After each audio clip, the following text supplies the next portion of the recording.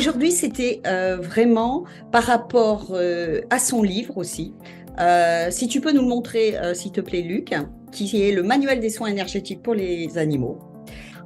Souvent, les animaux de compagnie, évidemment, ils sont très fusionnels, très en symbiose avec leur maître. Et souvent, et on les voit bien, quand le maître est pas bien, ils viennent le consoler, ils viennent s'approcher, ils sentent tout ça.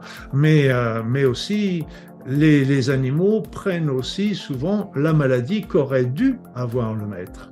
Et c'est ce que j'expliquais souvent aux personnes. Je leur dis, OK, vous soignez, on va soigner l'animal, mais regardez bien, vous, est-ce que ça correspond pas à un problème que vous avez à résoudre dans votre vie, et la résolution de votre problème dans votre vie aura des répercussions sur l'évolution de la maladie de votre animal. J'ai commencé par proposer, pour commencer, tout simplement la méthode AORA, qui est une méthode qu'on utilise classiquement, que tu connais bien, Anne, et qui permet tout simplement, en commençant, on peut discuter avec l'animal, on peut s'approcher de lui, et se concentrer soit sur la région malade, tout simplement. Parce que simplement en se concentrant pendant 1 minute, 2 minutes, 3 minutes sur cet endroit, eh bien, l'énergie suit l'attention.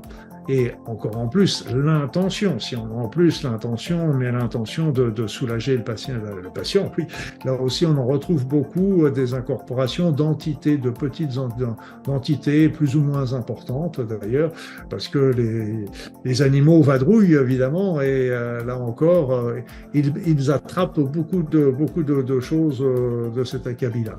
Après ça, les animaux ont des chocs émotionnels, des stress, des angoisses, alors qui peuvent être très liés avec ceux de leurs propriétaires, mais aussi ces chocs émotionnels peuvent être aussi très personnels.